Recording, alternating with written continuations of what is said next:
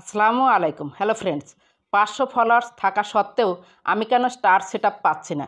500 follower থাকা সত্ত্বেও star setup কেন পাচ্ছেন না, তার বিস্তারিত আলোচনা থাকবে আজকের ভিডিওতে।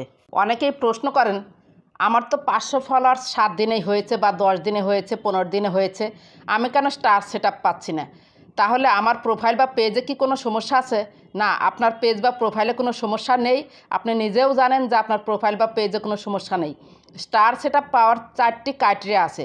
চলুন সেই 4টি ক্রাইটেরিয়া কি দেখে নিই। শুধু 500 ফলোয়ার্স পেলেই হবে না, মানে 1 মাসের মধ্যে 500 ফলোয়ার্স আপনি অর্জন করেছেন বা 5 দিন 7 দিনের মধ্যে অর্জন করেছেন, সেটা হলেই হবে না। ফেসবুকের কিছু নিয়ম আছে এই স্টার সেটআপটা পাওয়ার জন্য। চলুন দেখে নেই। এখানে আমি আমার প্রোফাইলে চলে এসেছি। বাম পাশে প্রোফাইল আইকন ক্লিক করুন। এরপর মাঝখানে দেখতে পাচ্ছেন সি ড্যাশবোর্ডে ক্লিক করুন। পেজ এবং প্রোফাইলে দেখার নিয়ম একই। নিচের দিকে একটু স্ক্রল করে চলে আসুন। এখানে দেখতে পাচ্ছেন মনিটাইজেশন অপশনে ক্লিক করুন। এখানে দেখতে পাচ্ছেন stars, let your fans support you by sending stars and gifts 3 of 4 criteria met. আমার কিন্তু 4টির মধ্যে 3টি ক্রাইটেরিয়া আমি ফুলফিল করতে পেরেছি। তারপরেও তালা রয়েছে। কেন রয়েছে? এই অ্যারোতে ক্লিক করুন। এখানে নিচে একটু স্ক্রল করে চলে আসুন। এখানে দেখতে পাচ্ছেন eligibility criteria to start earning 3 of 4 criteria met. আপনি যদি এই 4টি ক্রাইটেরিয়া পূরণ করেন তাহলে আপনাকে স্টার সেটআপটা দিয়ে দেওয়া হবে। এখানে দেখতে পাচ্ছেন 4টার মধ্যে 3টাতে সবুজ টিক চিহ্ন। প্রথমটায় রয়েছে you follow Facebook's content monetisation policies. এর অর্থ হলো আমার কোনো কন্টেন্ট মনিটাইজেশন পলিসি নেই আমার প্রোফাইলে।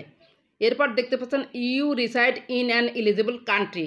আমি আমার বাংলাদেশে স্টার সেটআপটা এলিজিবল আছে, মানে স্টার সেটআপ থেকে আমরা ইনকাম করতে পারবো বাংলাদেশিরা, সেটাই এখানে বলেছে এলিজিবল কান্ট্রি।